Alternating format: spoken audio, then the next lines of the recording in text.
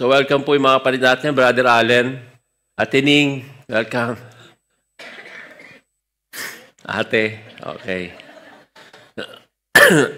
So let's welcome also our brethren in a live stream. Now, welcome to our Friday worship service. Yung mga kapatid natin sa global. So, welcome to GCI International. Okay, bigyan ko lang ng konting intro para sa ating mga bago sa dito or yung mga nasa live stream, no. GCR or Grace Church International is a Bible-based church. We are church raising disciples by teaching and promoting the Great Commission, Matthew 28:19. Matthew 28:19. Therefore, make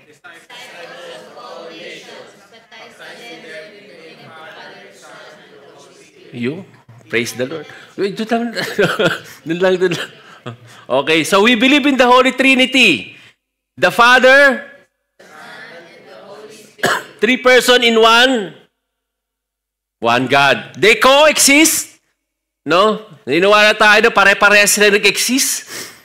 Sorry, they co-eternal, co-equal, no? Walang mas mahigit sa kanila sa isa't isa, walang mas malaki sa kanila. They co-equal with each other.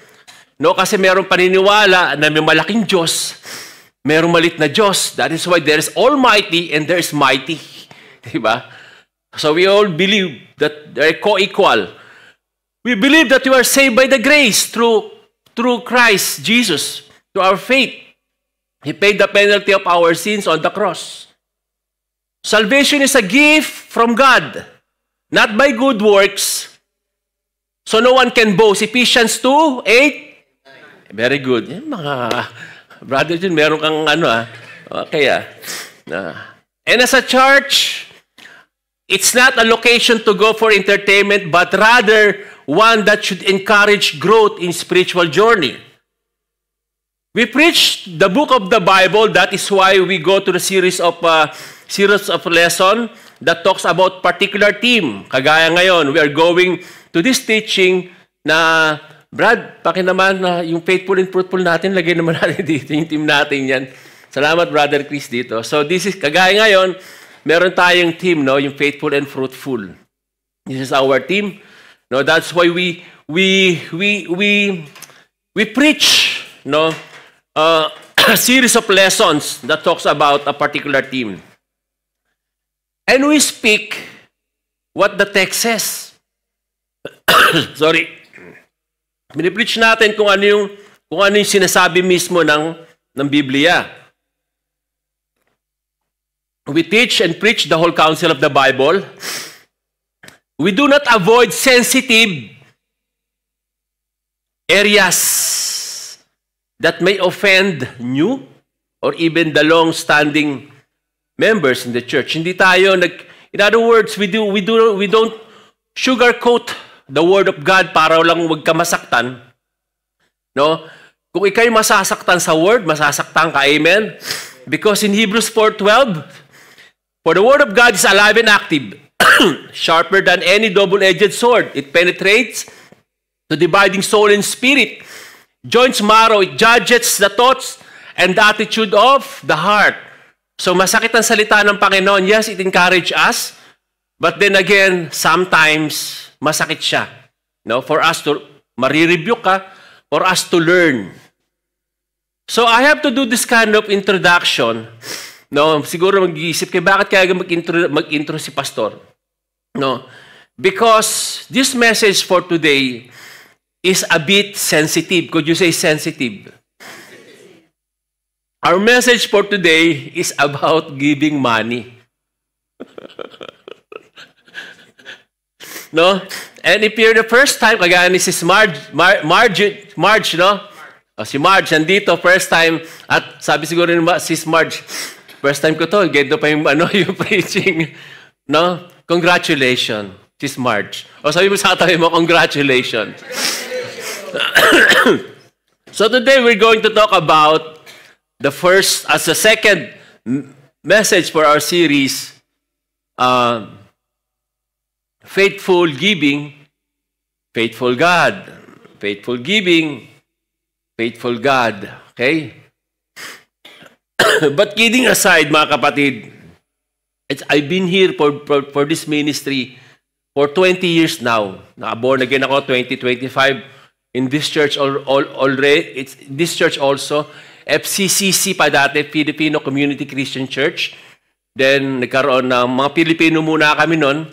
Then after that eventually nagkaroon ng mga ibang lahi. That is why we made it Grace Church International or GCI. Okay? But when I speak with the subject of giving, I am aware that I am dealing with a sensitive area with people where people are easily offended. No? Pagdating kasi sa giving sa church, marami na offend.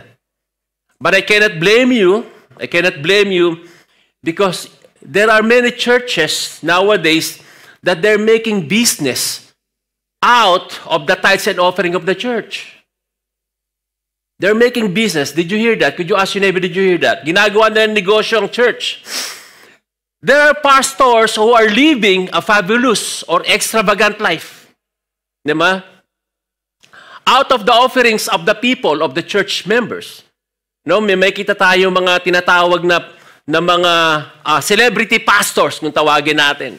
No, how they live, extravagant life, fabulous life.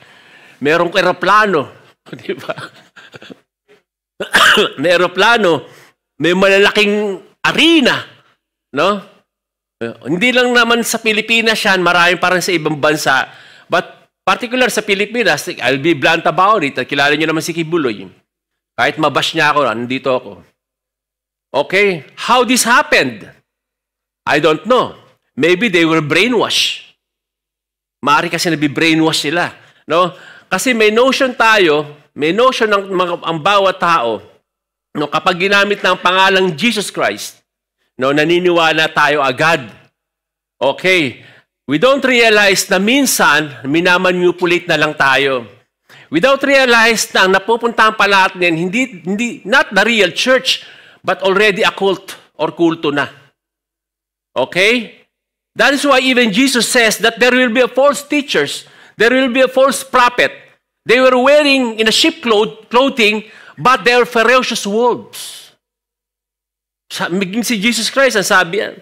But here in GCI, we are transparent. We have a report every quarterly. All workers meeting, punong-puno to ng mga workers, no? At nire-report ni Mr. Med, yung mga tithes and offering kung saan napupunta. Okay, we help people. First of all, we share the gospel. That's the main point. No? We share the gospel. We help the people. No? Yung mga nasalanta ng bagyo, nagkakasakit, namamatay. We do the mission. We feed. We do the feeding mission. We do the medical mission. And trainings for spiritual growth. No, not only here, but outside Kuwait, in Philippines, in Ghana. Okay? And we will be talking more about it later on. Pag-usapan natin lahat yan, mga bagay na yan. So today, we're going to discuss the second message, faithful giving, faithful God. Could you say faithful giving, faithful God? So can we all rise up? Let us read our scriptures. In Philippians 4:14 to 20, New King James Version, it says, "Nevertheless, you have done well that you stayed in my distress. Now you Philippians know also that in the beginning of the gospel, when I departed from Macedonia, no church shared with me concerning giving and receiving, but you only. For even Thessalonica, you sent aid once and again for my necessities. Not that I seek the gift, but I seek the fruit that abounds to your account. Indeed, I have all the abound, I am full, having received from Epaphroditus the things sent from you, a sweet smelling aroma, an acceptable sacrifice, well-pleasing to God. And my God shall supply all your need according to His riches in glory by Christ Jesus. Now to our God and Father be glory forever and ever. Amen." Let us pray. Hallelujah, Lord. We praise and thank you, Lord, for your wonderful word. Your word is life and spirit. And Lord, your word can convert us, can transform us, Lord, not only to inform us. Lord, we pray, O God, that this message, Lord, will be an anointed message for your great and mighty name. Take absolute control of our understanding, of our hearts, that we may know, Lord, the things that you want us to receive from you. We give you all the glory, honor, and praises, Lord. In Jesus' name we pray. Amen and amen. You may be seated.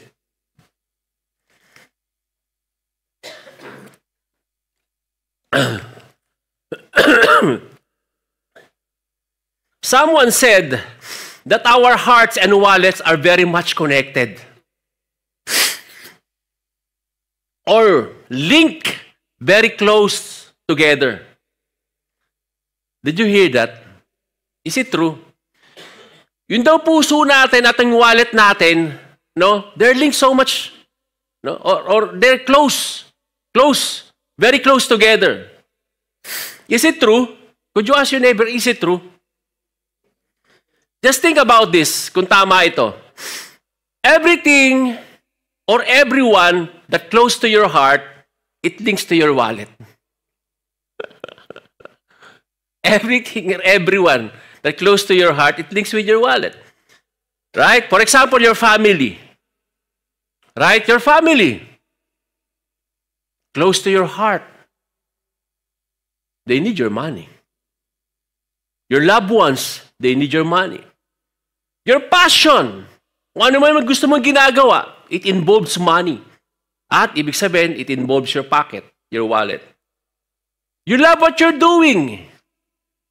It's either, from that passion, it's either you gain or you give. Kunwari, ang passion mo, your work, nag-gain ka. Kung ang passion mo naman isang bagay, gumagastos ka, kasama pa rin ang wallet. Food, we love food, right?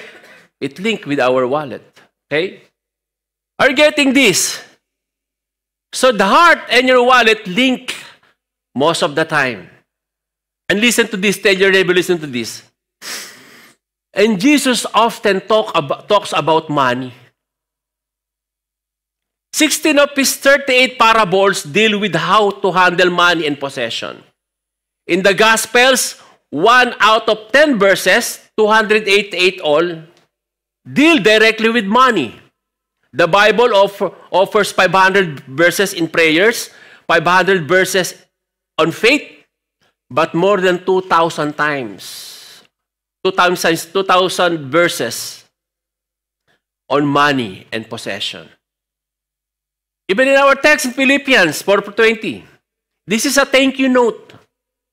Thank you note, no, galing kay Paul para sa mga Philippians who had given sacrificially to meet his needs.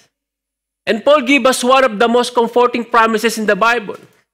Sabi ni Paul, no, and my God shall supply all your needs according to his riches in glory. No?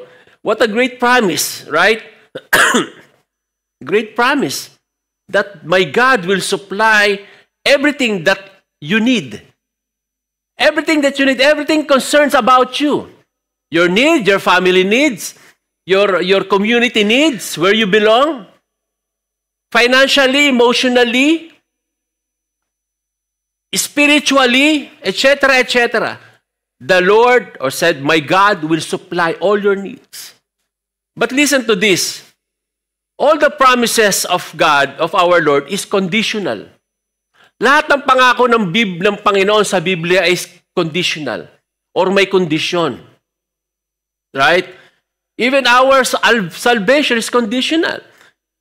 For God so loved the world that He gave His only begotten Son, whosoever believes in Him. No? Whosoever believes in Him shall not perish but have eternal life. Those only who believes in Him. So may condition. Same thing in His promises, or in His promise, when He says that my God will supply all our needs according to His riches and glory. In other words, this promise is not for all. Hindi siya para sa lahat. Maganda siyang pakinggan, pero sad to say, hindi siya para sa lahat. Okay? The promise are only for those who give faithfully to the Lord's word. This is the thing. Ang mga pangako na to ay dun lang sa mga tao na magbibigay ng tapat para sa gawain ng Panginoon. If we give faithfully to the Lord's work, He will supply all our needs. Did you hear that? Could you ask your neighbor, did you hear that? If we meet the condition, give faithfully to the Lord, God will fulfill His part to supply all our needs. So what is faithful giving? In faithful giving, there are many principles that we can discuss about faithful giving. But we only have 4 here. But these 4 we must learn. The principles for faithful giving. Number 1 is faithful giving should be one of the first things we establish in our Christian walk. Paul commends the Philippians church by reminding them how at the first preaching of the gospel in Philippi, after he departed the region Macedonia, they shared with him the matter of giving and receiving. So, unang beses pa lang nag-preach ng gospel si Paul, okay? Nagbigay na sila. Kaya nga sabi niya, now you Philippians know also that in the beginning of the gospel, when I departed from Macedonia, no church, sabi ni Paul, no church shared with me concerning giving and receiving, but you only. For even in Thessalonica, you sent aid once and again for my necessities. How? Wow. How generous these people, no? Paul commends the Philippians for their generosity by helping him to support him personally and to support him in his ministry. Sila lang yung church na nag-initiate ng ganun. Sabi ni Paul, di ba? Sabi ni Paul, no church shared with me, but you only. But, kahit na sa Thessalonica, binabigyan pa siya ng gift, no? O yung tinatawag natin ngayong love gift sa panahon natin. Because the ministry of Paul is big, malaki ang ministry, the support was not enough. And he reminds the Thessalonians how he worked his own hands. Dahil malaki ang gawain ng Panginoon, maging siya nagtrabaho. No, with the hands to provide for needs when he was with them. Trabaho siya para at least suportahan niya yung sarili niya, maging yung ministry. Anong trabaho ni Paul? Tent maker. Tagagawa siya ng tent. Okay? In our time, lahat po tayo rito, mga Christian, mga worker, we are tent maker. Spiritual, we are tent maker. Pag sinabi tayo na we're serving God, no? We're serving here in GCI, we are tent maker. No? We are tent maker.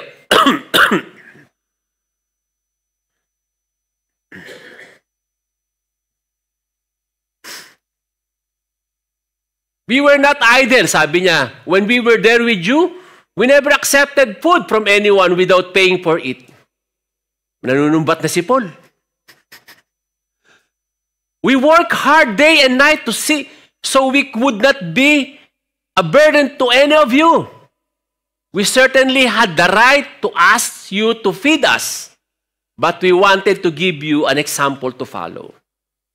No? Nung si Paul at yung team niya nasa Thessalonica, they worked so hard para may makain din sila. Para hindi na sila maging sa Tagalog, maging pabigat, no? Sa ministry, no? But listen to this. Tell your neighbor, listen to this. But Paul taught, or mismo si Paul, itinuro niya that it is proper for a man who labors in the gospel to receive his support from the gospel. Itinuro din ni Paul na yung mga tao na nagpapagal sa salita ng Panginoon, nagpapalaganap sa salita ng Panginoon, ng salita ng Diyos, ay marapat lamang na tumanggap din mula dito. And to understand about it, I want you to allow me to read this. No, this passage is a bit long, little bit long, so but we have to read this. I have to read it for you. Sabi ni Paul, this is my answer to those questions, my authority. Don't we have the right to live in your homes and share your meals? Kasi nagpapagal siya sa pag-share ng gospel. Don't we have the right to live in your homes and share your meals? Don't we have the right to bring a believing wife with us as the other apostles and Lord's brothers do? And as Peter does? Hindi ba namin pwedeng isama yung mga asawa namin? No? Or is it only na kagaya ng ginawa nila Peter at ibang na apostles? Or is it only Barnabas and I who have to work to support? O baka naman ako lang, tsaka si Barnabas ang kailangang magtrabaho? What shoulder has to pay his own expenses? Ang mga sundalo ba, siya ba yung gagastos sa sarili niya? Wala ba siyang sweldo? What farmer plants a vineyard and does not have the right to eat some of its fruit? Yung mga nagtatanong dyan, sabi, wala ba silang karapatan na kainin nila yung bunga na pinatanim nila? What shepherd cares for a flock of sheep and it's not allowed to drink some of the milk? Nag-aalaga kami niya mga yan, wala ba kaming karapatan gatasan yan at uminom? Am I expressing merely human opinion or does the law says the same thing? Sa akin lang ba to o sinasabi rin to ng law? Kasi expert sa law si Paul.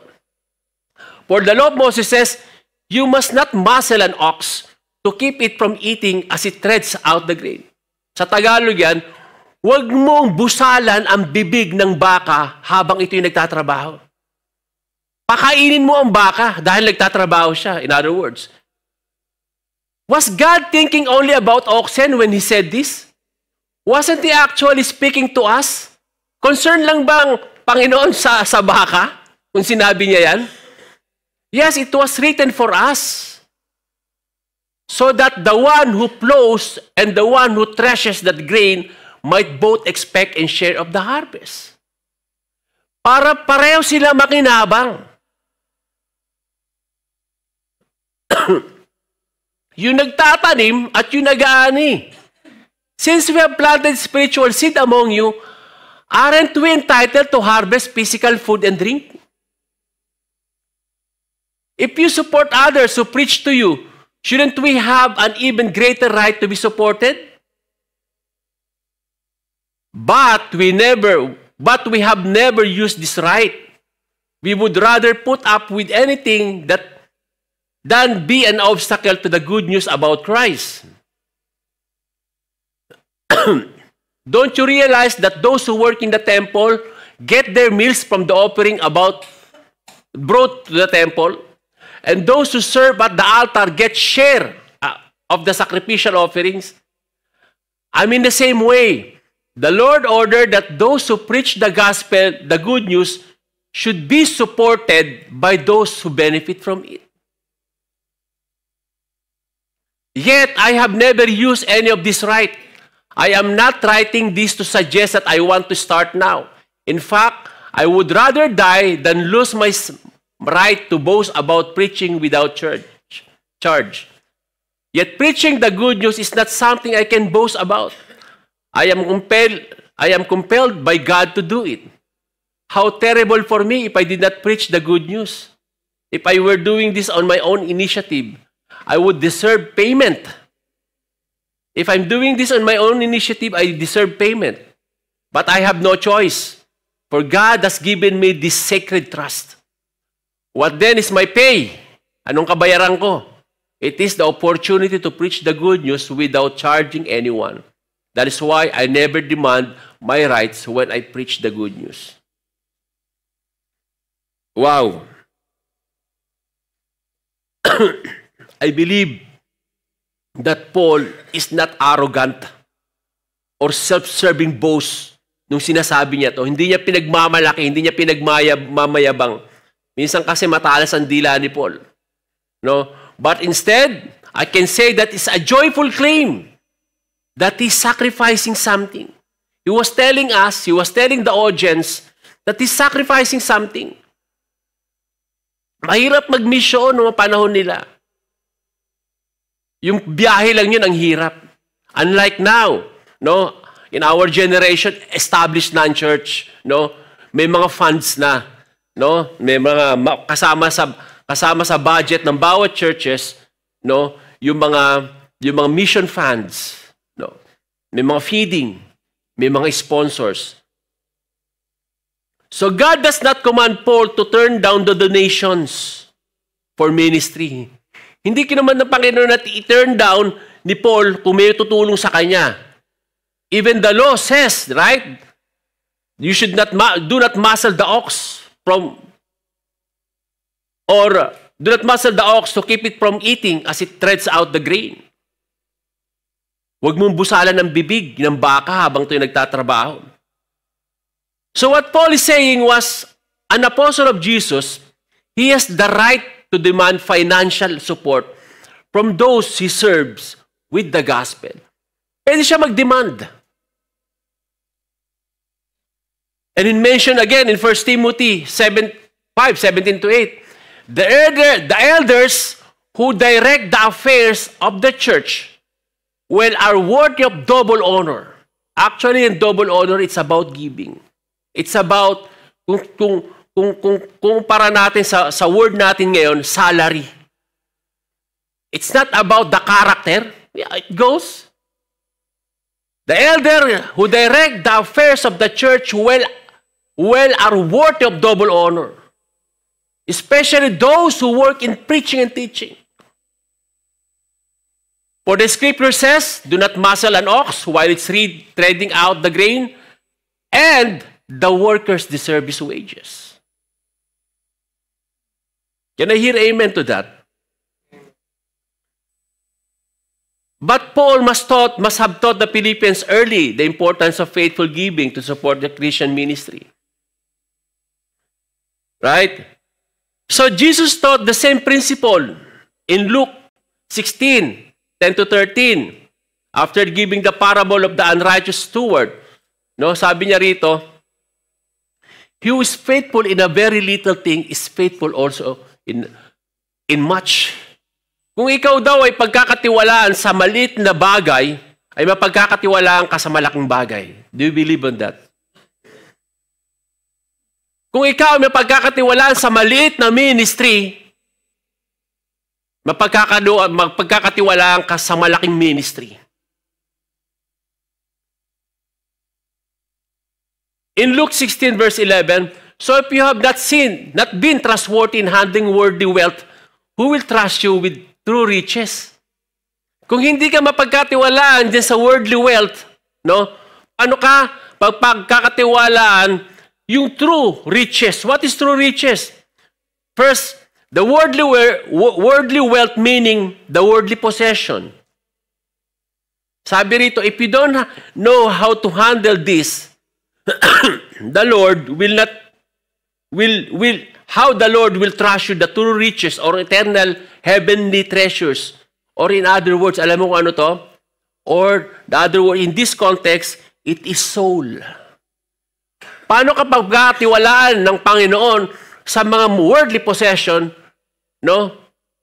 Kung hindi ka mapagkakatiwalaan dyan, paano ka pagkakatiwalaan ng Panginoon para maghumawak ng isang kaluluwa, ng dalawang kaluluwa, ng tatlong kaluluwa?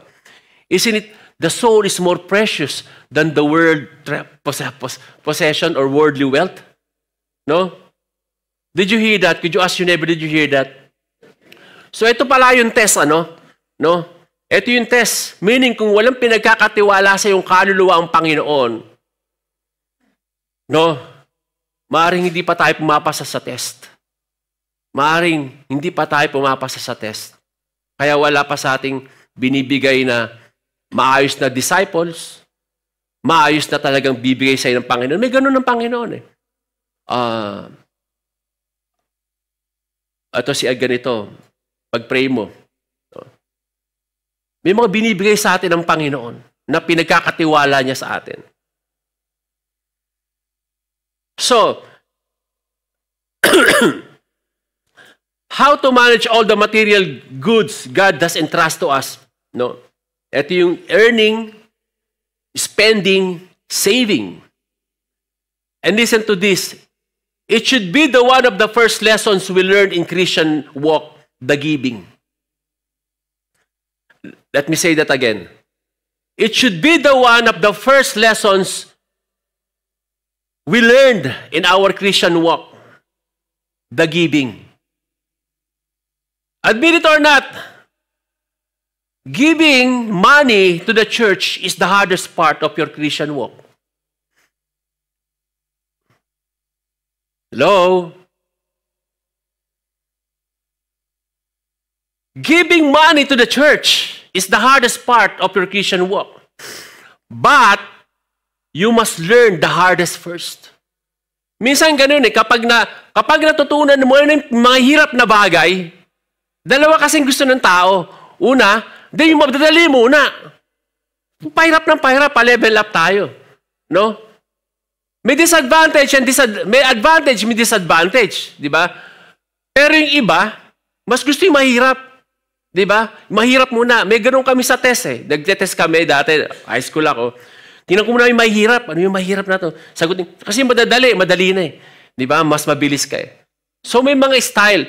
But in Christian walk, we must learn the hardest thing. I've been there, mga kapatid.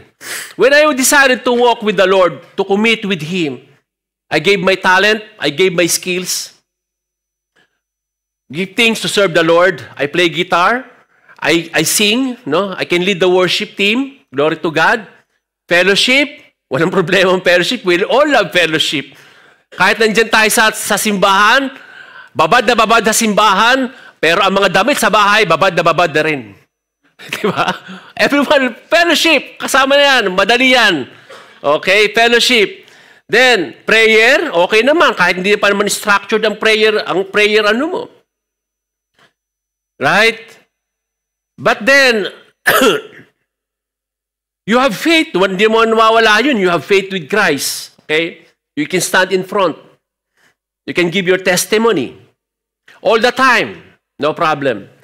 But, when it comes to giving money, giving my tithes, that is the part na nauhuli sa aking paglakad sa Panginoon.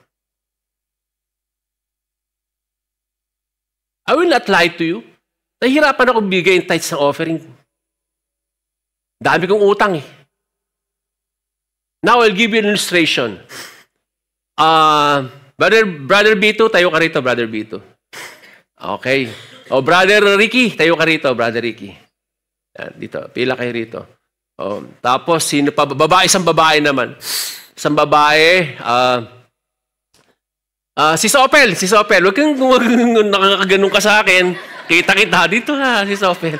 Dito ka, yan, okay. Yan, okay. So, I will illustrate you, no, yung hindi sabay yung paglakad natin sa Panginoon. Kunwari, nahuli yung giving nyo. Usog ka rito, si Sopel. Yan. Dito ka, Brad. Okay, Brother Ricky. Okay, dito ka. Dito ka, Brad. Dito ka. Yan. Lumakad kayo, nauna yung tiyan. Pag ganun. Ayan, lakad ka ngayon doon. Sige, lakad kayo. Lakad, Brad. Lakad, oh. Okay. Natural.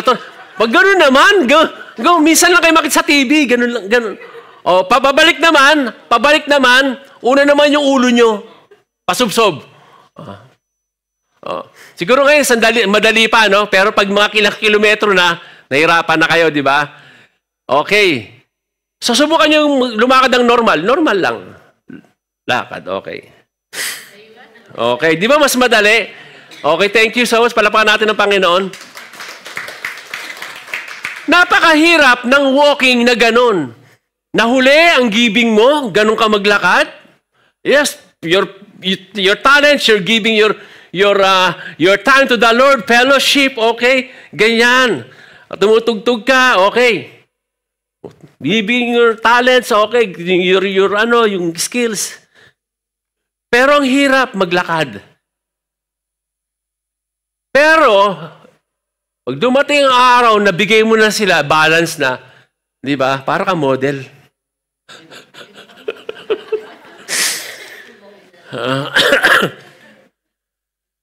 Faithful giving should be one of the first thing we establish in our Christian walk. No? And when I learned how to be faithful in giving, no, me and my wife, no, we even supported pastors outside GCI. Wala pa naman kasi tayo mga mission yun. FCCC pa rin tayo. FCCC pa tayo noon. No? We supported pastors na talagang mahirap. Mahingisda. Na ang sweldo niya lang 1,000 isang buwan. That was 2008. 2008, less naman 2006, 2008, ganyan. No, kapag low tide, walang isda. Tapos may anak siya. Ang bahay nila, malamig. Air cool. Labasan yung tagusan yung mga hangin, kawayan. So we supported them, no. Nung nalaman ko na yung giving, no. Because it's so sad, mga kapatid, napakalungkot that we live in a comfortable life. Minsan pa nga, tinatawag na lavish life. No? Lavish. Ano yung lavish? Labis-labis. Di ba? No, lavish life. No? While other faithful servants of the Lord are being stopped from going to the field or mission because of a lack of funds. Nakakalungkot. May mga tao na gusto nilang mag-mission, gusto nilang gawin yung pinapagawa ng Panginoon, but they don't have funds. 1,000, sana mapupunta yung 1,000 mo. And I realized when I became a full-time pastor, calling talaga ang pagpapastor, mga kapatid. Calling. Pag pastor ka na, kailangan 2 asawa mo.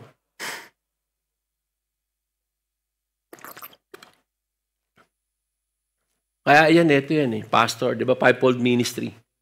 Di ba? Ito yung pastor Dito yung ring, ito pastor yan. Kasal sa simbahan. 2 asawa mo, kasal ako sa asawa ko, kasal ako sa simbahan.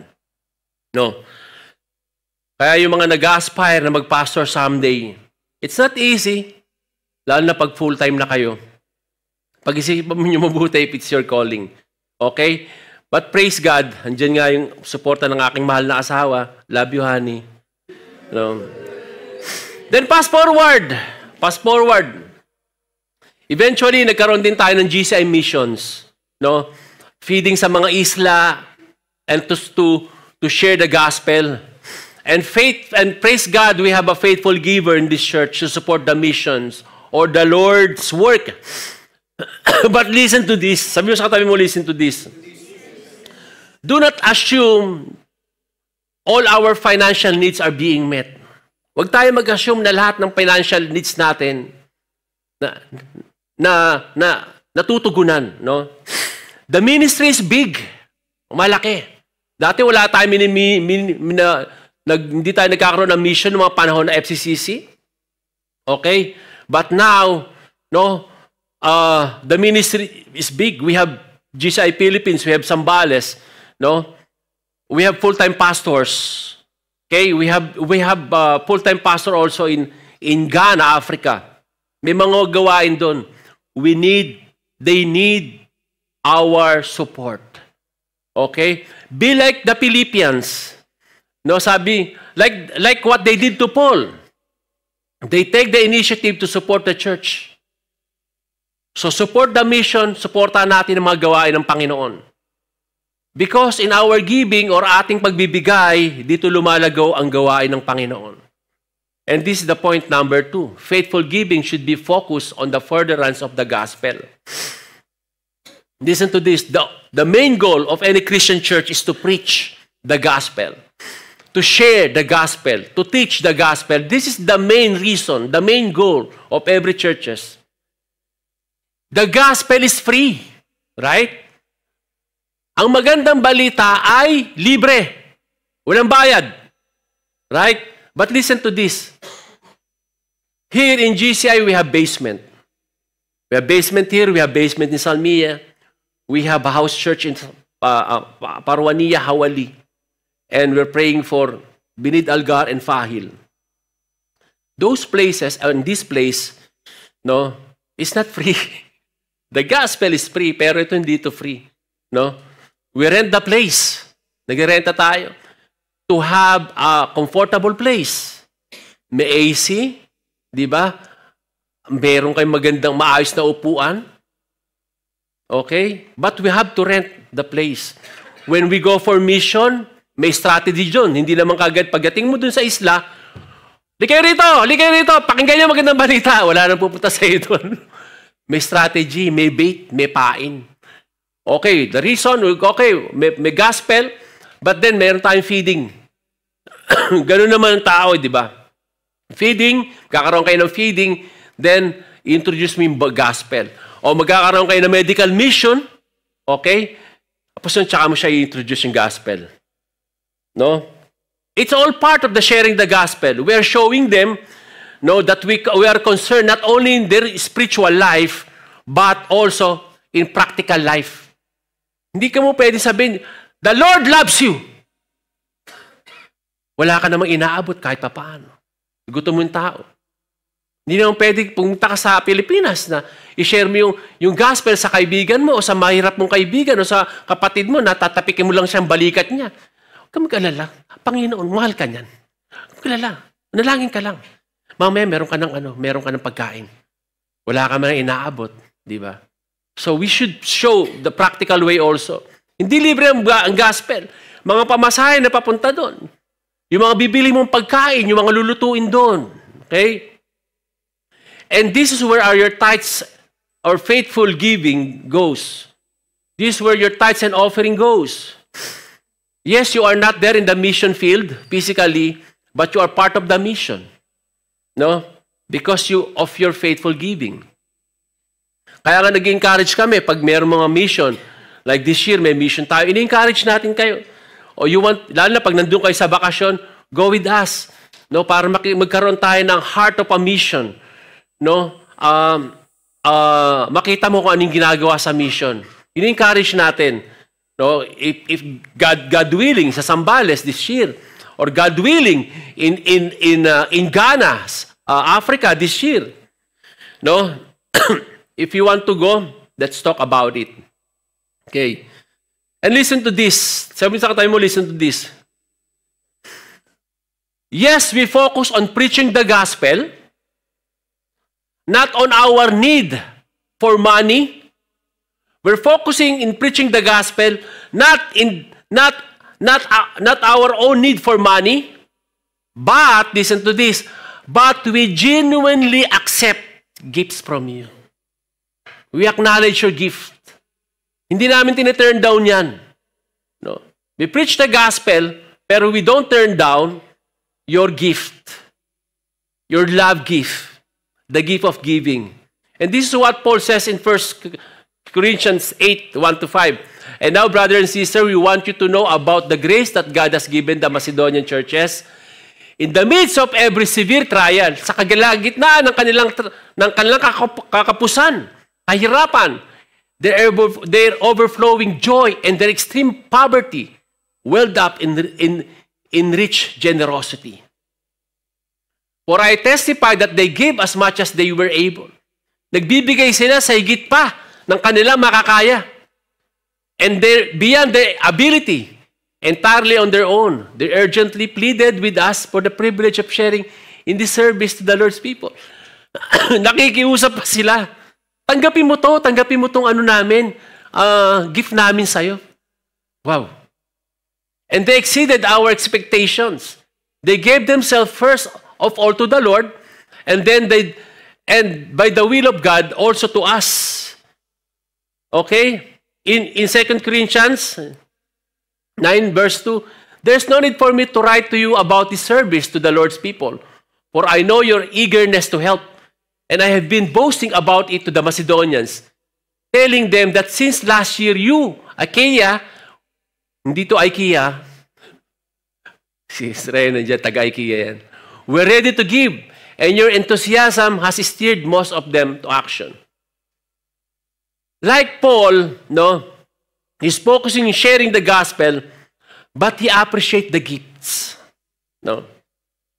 In GCI, we focus on sharing the gospel, but we appreciate your giving. Okay? And Paul appealed strongly to them to give generously to meet the need of the poor Christians in Judea. Hindi lang yun, parang sarili ni Paul, sinasabi niya rin na meron pa tayong mga ibang kapatid. No? Faithful giving is investing in eternity.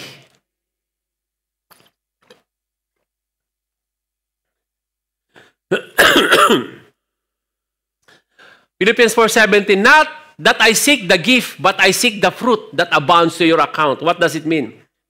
These terms were common accounting words. Paul is saying that when you give to the Lord's work, okay, you're putting money into your account in the bank of heaven.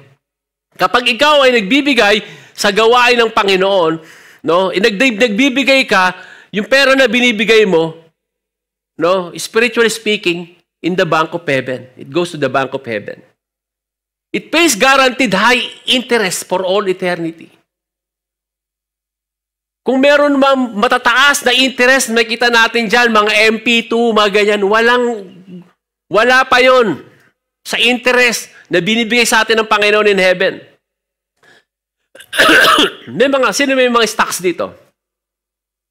Nag-invest sa stocks ng merong mga insurance. Okay? Investment insurance. May mga pera sa bangko. Right? Hindi masama yan. Sabi mo sa katabi mo, hindi masama yan.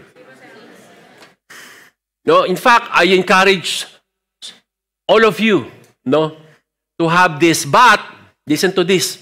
Wag po tayo magtiwala na yung lubos na pagtitiwala na doon na natin napunta.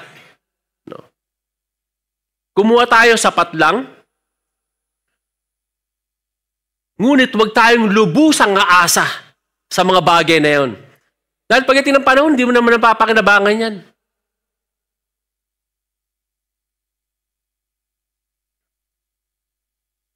Pagdating ng panahon, always listen to this. Always remember this. That the Lord is your great provider. In fact, pagdating ng araw, hindi mo naman masasabi na pinakinabangan mo talaga yung pera dyan eh. Ang pera, it was made to circulate. Ginawa ang pera para umikot. Para pakinabangan ng iba't ibang tao. Yung in-invest mo sa insurance, nandun ba yung pera mo? Wala naman yung pera mo dun eh. Nandun yung sa ibang tao ngayon. Yung nilagay mo sa MP2, nasan yung pera mo sa nilagay mo sa MP2? Nandun ba? Wala yung pinakikiginawa ng government yun. It's made to circulate. Yung Kaiser na binabayaran namin, nasan yung pera namin sa Kaiser? Nandun ba? Wala. Pinauutang din yun ng company.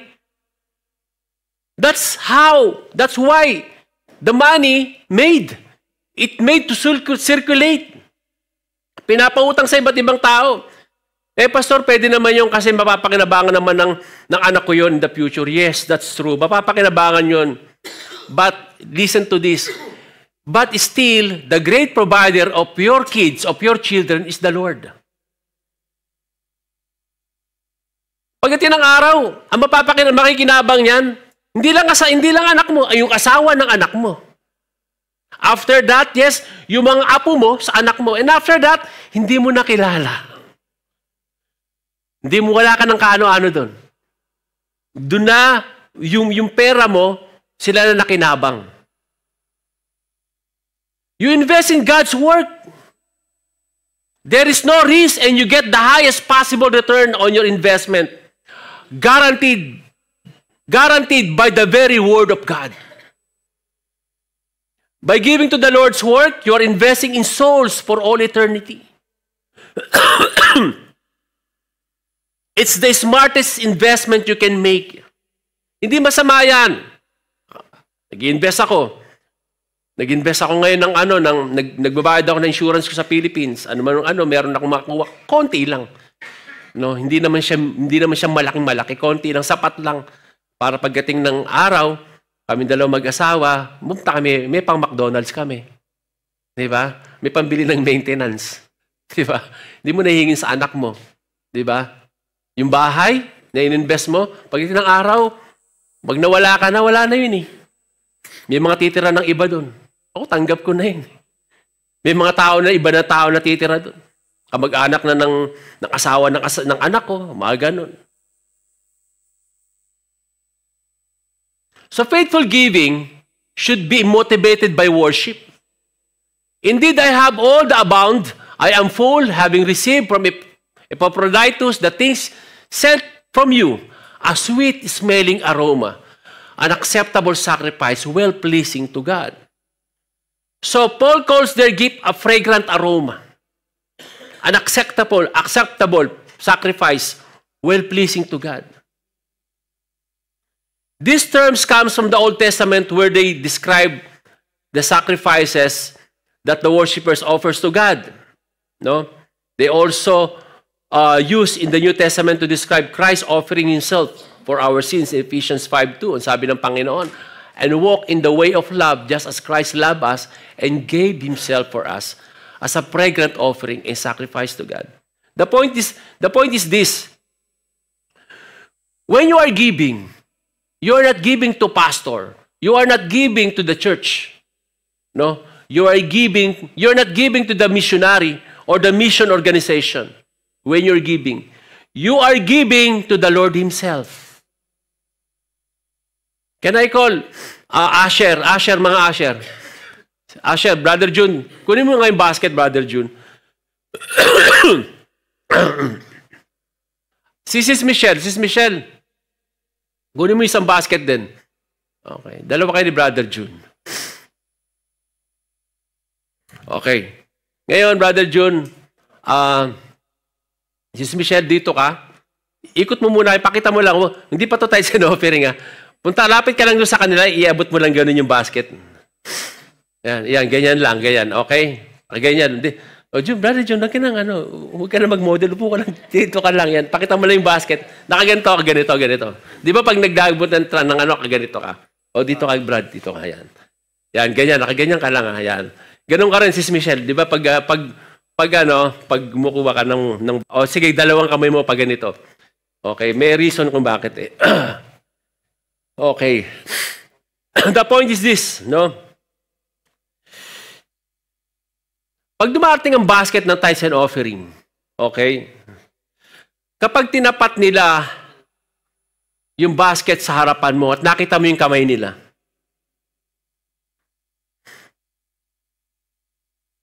kapag ba nakikita mo yung kamay ni Jesus ang nandyan, yung kamay ni Jesus na may sugat, dahil sa pagpapako sa krus para sa iyo, namatay sa krus para sa iyo, kapag tatapat sa iyo ang basket na yan, at ay yung kamay ni mismo ni Jesus ang nakikita mo, okay? Parehas ba yan na nasa isip mo kapag nagbibigay ka ng tithes and offering na okay na yan. Wala eh. Talaga eh. Tsaka na lang.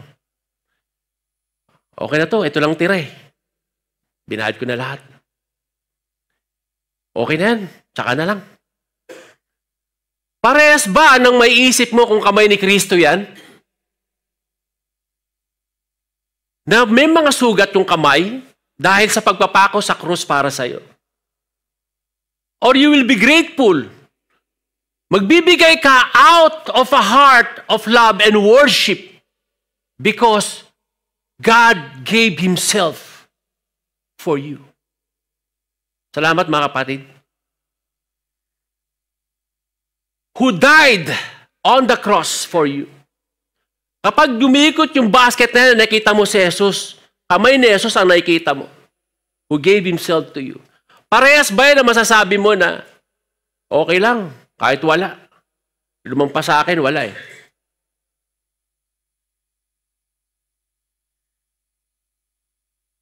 The source of the promise is our God with whom we are in union in Christ Jesus. Faithful givers can count on the promise of our faithful God and the promise of God to those faithful giver. Nasabi sa Philippians 4:19. And my God shall supply all your needs according to His riches in glory by Christ Jesus. This is a great promise of God, an awesome promise, a magnificent promise. When Paul said, my God, in Christ Jesus, here, sinasabi ni Paul, no, Paul's intimate relationship with his Savior, when he said, my God, meron siyang relationship. Intimate ang relationship niya. Sabi sa my God. Now, if you can say also that my God, no, something personal, no, it's a personal relationship. You have a personal relationship with our Savior. When you say my God, then that time you can give to the Lord. Magbibigay ka ba sa taong hindi mo kilala? Magbibigay ka ba sa taong wala kang relasyon? Yes, magbigay ka pa minsan. Makapagbigay ka lang sa tao na mahal mo. Makapagbigay ka lang sa tao na meron kang relasyon. Kung wala kang relasyon sa Panginoon, talagang hindi ka makapagbigay. How can you give faithful to someone you don't know? For someone you don't have any relation. Right? Ngayon, kung masasabi mo, my God, you're my Savior, then I can give. I can give generously. The sufficiency of the promise is the riches of God for all my needs. He promised to supply all our needs according to His riches and glory. Right? Sabi ng American pastor, okay, may kwento rito. American pastor Wilbur Chapman had a family tragedy occur that made it necessary for him to travel to the West Coast. A banker who attended this church visited him just before he left. As they talked, the banker took a piece of paper out of his pocket and slipped it into his pastor's hand. Binigyan siya ng papel. When Chapman looked at it and saw it was a blank check made out to him, signed by the banker. Momentarily stand, he asked, "Do you mean you are giving me a signed check to be filled out as I please?" "Yes, exactly," said the banker. "I don't know how much you might need, and I want you to draw any amount that will meet your need."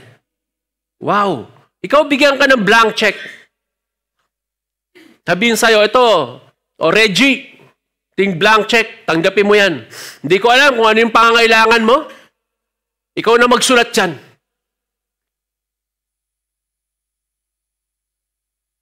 Chapman gratefully took the check, but he did not need to use it on his trip. Later, he commented, "It gave me a comfortable, happy feeling to know that I had a vast sum at my disposal." Listen to this, mga kapatid. Our supply is sufficient as the bank of heaven. A blank check for all our needs. A blank check that God is giving you for all our needs. But, listen to this, the question is this, how do we know the check is good? Binigyan ko ng cheque si brother, sa akin galing, binigyan ko si brother Reggie ng cheque. O gamitin mo, sulat mo kung ano gusto mo. Natuwa siya, no? But, Sabi rito, the certainty of the promise depends on God Himself. Blank checks are no good if the person who signed them is poor and bankrupt. Walang kwenta yung binigay ko kay Brother Reggie kung wala naman akong pera doon. Kung bankrupt naman ako. But if the check is signed by my God, hallelujah, the God I know personally, the God of heaven and earth, the God who made the heaven and earth, the galaxies, the God who demonstrates a great love for me by giving His Son, Jesus Christ, on the cross, then the check is good. Hallelujah. Ang nagbigay niyan, ang nangako sa inyo, ang Panginoon, mga kapatid. Then the check is good. Listen to this. He did not spare His own Son. Ibinigay niya na nga yung sarili niyang, yung bugtong niyang anak eh. Meron pa ba siyang hindi kayang ibigay sa'yo? Ano pa ang kailangan mo? Meron pa ba siyang hindi kayang ibigay sa'yo? Kung ang mismo niyang anak ay binigay niya sa'yo? Hallelujah! Romans 8:32, He who did not spare His own Son, but gave Him up for us all, how will He not also, along with Him, graciously give us all the things? If we meet the condition by giving faithfully, the promise is certain. Our God and Father will meet all our needs, and you can count on it. Siguro masasabi ko in conclusion, kung meron tayong pamantayan ng ating spiritual life, kung meron tayong gauge na masasabi natin, itong spiritual life ko, no? I think it's based sa ating pagbibigay. Do you give under pressure or unwillingly? Yes, nagbibigay ka nga, pero under pressure. Pero kagaya ng illustration, kapag bang yung nagdadala dyan na basket, ang kamay ng Panginoon ang nagdadala sa'yo, yung kamay ng Panginoon ang may hawak na basket, nabutas ang kanyang kamay dahil sa pagpapako sa krus para sa'yo. Is it okay na huwag ka lang magbigay? Is it okay na, okay lang, tama lang, ito lang ang meron ako eh. If that's so, you are not focused on the abundant grace of our Lord in your life. How do you give? Minsan lang ba? What is left, not what is right? Kung ano yung tira, hindi yung tama. Pag meron lang ba? Eh kadalasan wala. Kadalasan kulang. Then you're probably not faithful in other discipline of the Christian life, such as devotion. You are close-fisted. Sarado yung palad mo when it comes in giving. Then your love for the Lord is probably cold and sterile. Malabnaw. Kulang. Do you religiously give 10% and take pride in it? Nagbibigay ka nga ng 10%, pero mayabang ka naman. Ako, nagbibigay ako, kayo hindi. Judger. Di ba?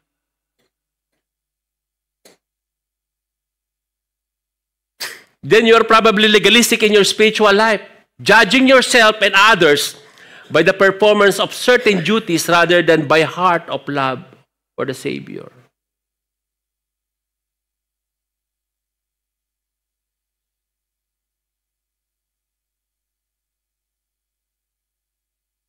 Nung bago ako ma-born again, dami kong utang. Dami naming utang. Ka-travel ban nga ako eh. Hindi ako makalabas ng bansa.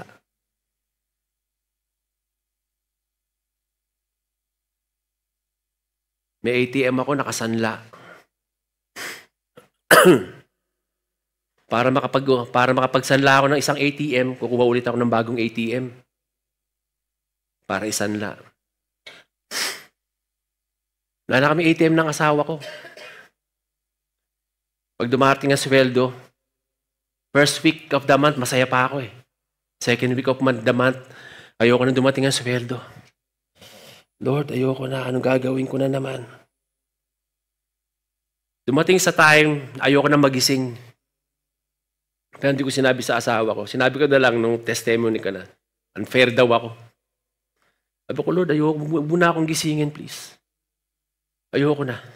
Kung ganito ang sitwasyon ko sa buhay, ayoko na. Dami kong utang. Lagpas building ang utang ko.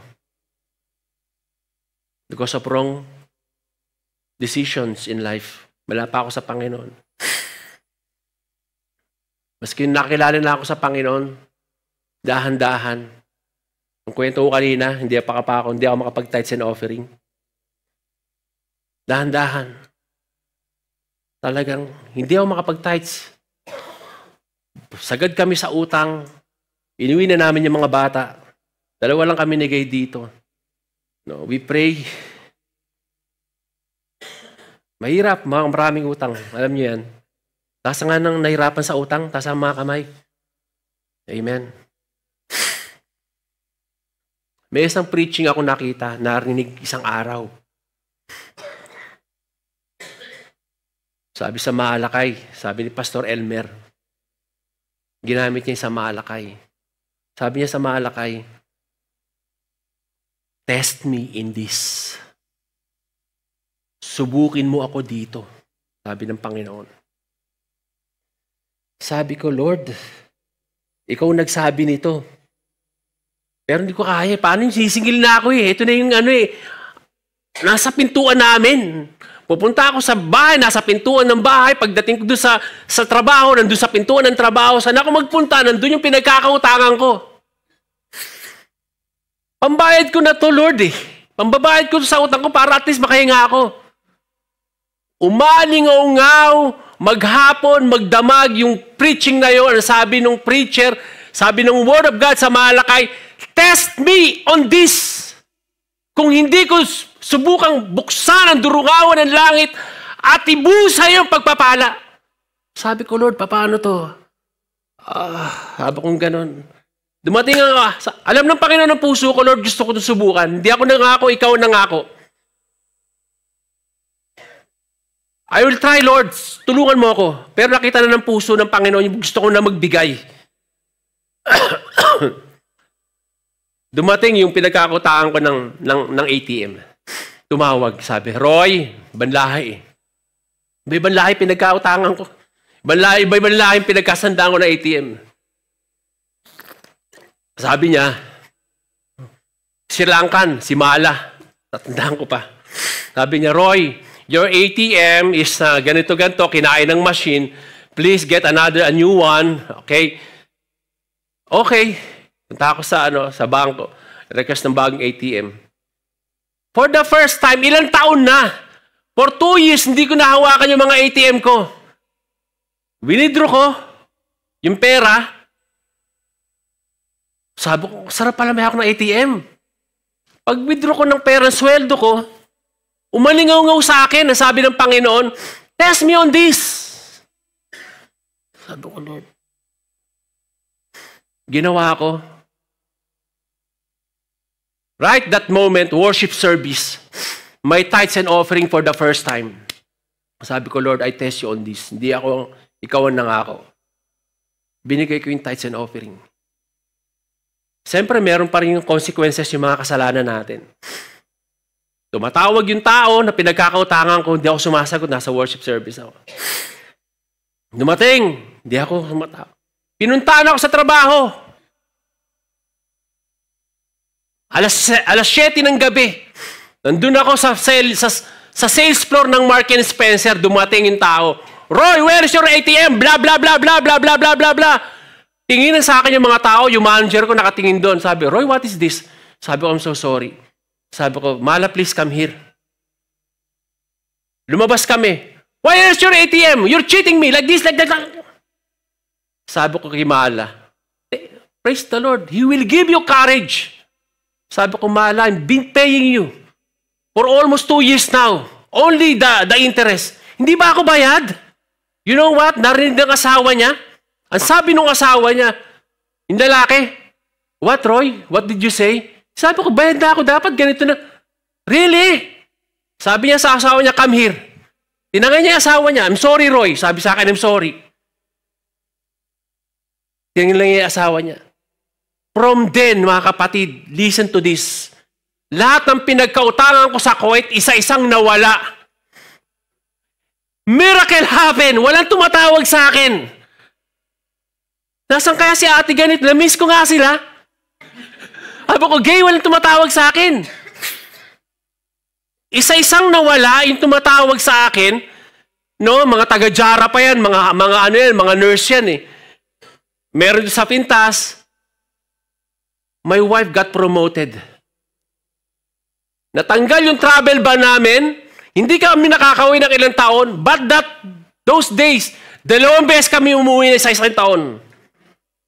Because I tried what the Lord said. Sabi na test me on this, Roy. And I promise also, sabi ko, Lord, I promise, saan ko makita yung mga tao na pinagkakutaan ko, one day babayaran ko sila. One day. Nagsisearch ako ng telepono, bago na telepono ko. Na-dial ko si Mala. Hindi ko sinasadya. Sabi sa akin ni Mala, hello, Roy, how are you? Mala, how are you? How are you now? You're okay? Yes, I'm very okay, praise God. Sabi niya, okay, no problem, Roy. Just enjoy. Life is like this. Tapos, nasa IKEA na ako. Nakita ko, yung pinagkakautangan ko, si ate. Nasa counter na IKEA. Sabi ko, ate, kumusta ka na? Sabi sa akin, Roy, pati ba na itsura mo? Fresh na fresh ka. Ate, usap muna tayo. Ate, magkano yung utang ko sa'yo? Oo nga, alam mo naman yung amo ko, ganito. Alam mo na yung mga magpapautang, no? Yung amo ko, ganito. Magkano utang ko, te? Ayun nga yun, 400 yun eh. Doon ka pa rin ba sa bahay nyo? Oo, doon ako. Puntahan kita mamayang gabi. Sabi ko, gay, puntahan ko si ate, babayaran ko. Binayaran ko sila. Yung iba, hindi ko na nakita eh. What I'm pointing is this, mga kapatid. I just want you to encourage. May mga tao sa inyo ngayon na lubog sa utang. May iba, may mga utang. You know what? This is the promise of God. When you give to Him, when you become a faithful giver, God is faithful to you. The one who promises faithful, kapatid. And from then, kapatid, I'm free sa mga utang na yan. Can we all rise up?